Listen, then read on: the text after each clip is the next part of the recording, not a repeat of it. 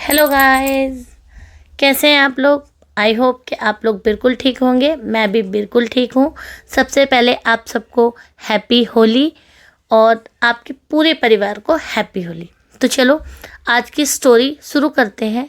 ऐसी ही रंग भरी एक स्टोरी है जो भूतिया है। एक लड़की की कहानी है ये।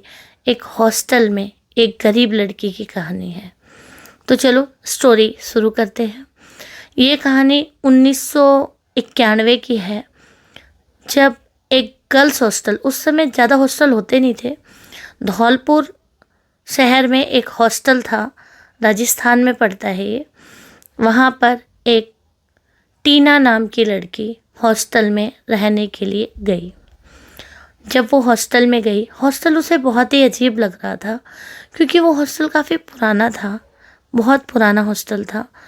लेकिन वो उस हॉस्टल में रहने इसलिए गई कि वहाँ की जो फीस थी और हॉस्टलों के कंपेयर बहुत कम थी, और टीना बहुत ही गरीब थी। टीना को रूम नंबर 103 मिला रहने के लिए। उसके साथ एक लड़की और रहती थी उसी हॉस्टल में। टीना को 2 ही दिन हुए थे आए हुए। उसे उस रूम में बहुत अजीब सा लग रहा था। उसने जो उसके साथ लड़की थी उससे पूछा कि क्या तुम्हें इस रूम में कुछ अजीब लगता है। उसने बोला नहीं, मुझे तो ऐसा कुछ नहीं लगता। फिर टीना ने सोचा कि शायद वो उसका वहम है। फिर अगले दिन अचानक से टीना उठी पानी पीने के लिए 3 बजे।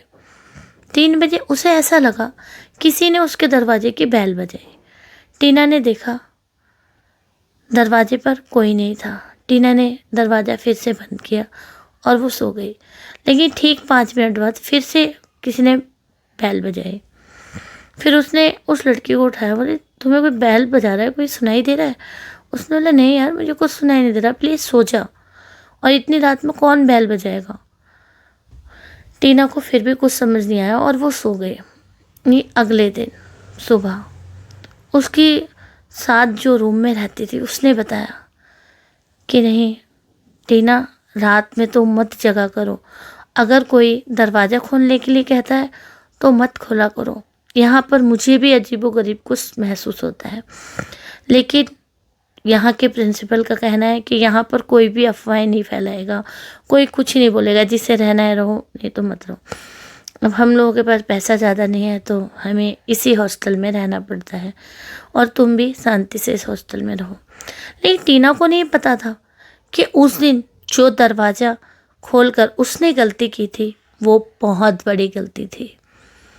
कुछ दिन बाद जब होली का दिन आने वाला था, हॉस्टल में चारों तरफ बातें फैली हुई थी कि इस हॉस्टल में होली पर रुकना बहुत घातक होता है। लेकिन टीना अभी कुछ समय पहले ही उस हॉस्टल में आई थी। उसके पास इतना पैसा नहीं था कि वो फिर से अपने घर जाए, फिर से कन्वेंस लगा के हॉस्टल वापस आए। इसलिए टीना ने सोचा कि वो यहीं इसी हॉस्टल में रहेगी।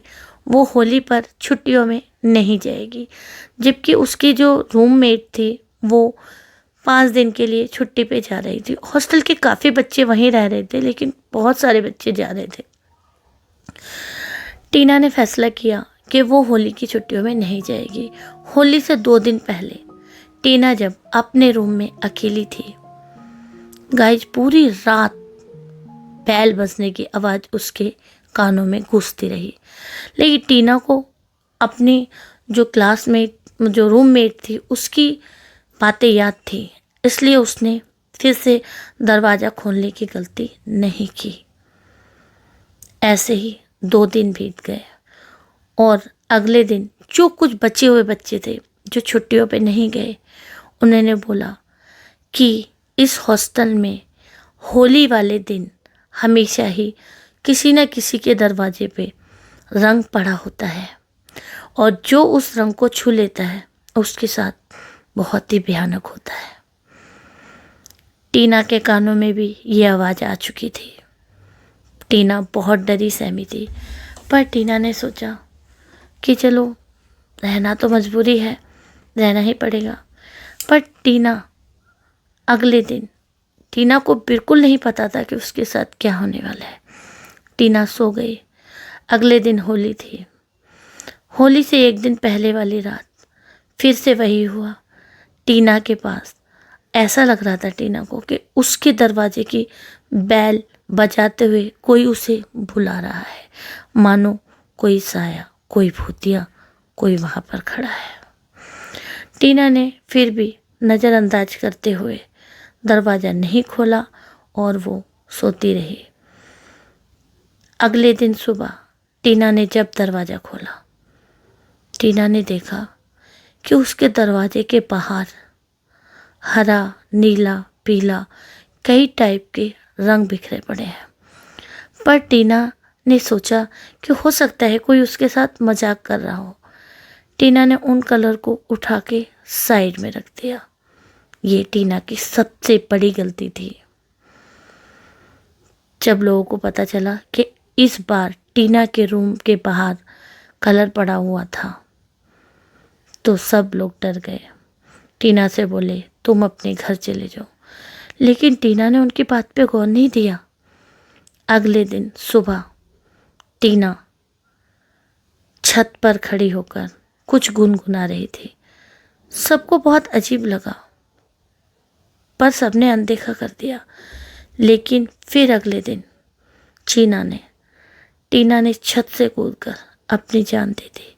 टीना के साथ क्या हुआ ये तो किसी को नहीं पता, लेकिन आज भी उस हॉस्टल में हर होली पर किसी न किसी के साथ ऐसे ही अलग अलग हादसे होते हैं। तो गाइज, अगर आपको हमारी स्टोरी अच्छी लग रही है तो लाइक करें, सब्सक्राइब करें और फिर से आप लोगों को हैप्पी होली। बाय।